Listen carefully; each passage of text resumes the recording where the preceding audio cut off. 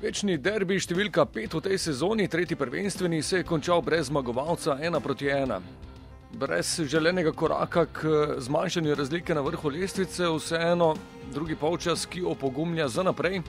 Stanje na vrhu lestvice pa ostaja nespremenjeno. V prvem polčasu nismo videli veliko priložnosti. Domačini so nekajkrat poizkusili z razdalje, toda poizkusa Uremoviča in Abasa je Handanović ubranil.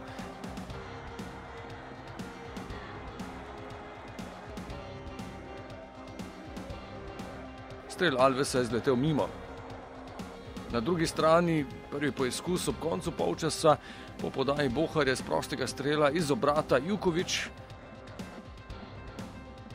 Ob koncu polčasa pa še dva poizkusa Bajdeta. Končalo se je brez zadetkov. V drugem polčasu pa precej boljša slika prvakov, ki so narekovali tempo in prihajali do pobude, toda brez želenega zaključka. Na začetku drugega polčasa po podaji iz kota najprej Šuler z glavo mimo. V 58 minuti poizkusa Ahmedija, toda njegov strel so domačini blokirali. Serija zaporednih kotov, končalo se je v 59 minuti s strelom Boharja z razdalje.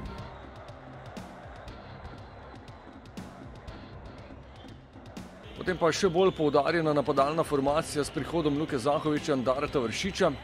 Plan je bil tak, da zdržimo nekaj časa, potem pa v drugem polčasu gremo z bolj ofenzivnimi igralci, ko nasprotnik pade, potem bistveno več prostora, vendar se nam ta zadetek nasprotnika nam je jasno potem podrl na črt, pa super morala na koncu, da smo izenačili. Poizkus Luke Zahovića z prostega strela pa direktno vratarja Ivačiča. Namesto želenega vodstva pa zaostanek v 69 minuti, podaja z leve strani, Apal pa se je najbolje znašel z bližine. Nekaj minut po vodstvu, nova priložnost iz prostega strela, poizkusil je Vršič, to da zadev živi zid. Potem pa izjemna obramba Handanovića, ki je ubranil strel iz neposredne bližine Alvesa z glavo. V 82 minuti pa vendarle zasluženo izenačenje po dobrem drugem polčasu. Martin Milec je v reprezentančnem slogu prodrl po desni strani, ostro podal v sredino, kjer jo je na drugi vratnici pričakal Luka Zahović.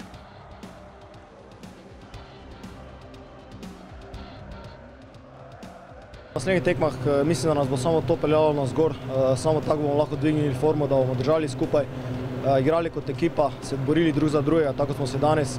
Ja, odziv po prejetem zadetku je bil pravi, tako moramo nadaljevati naprej.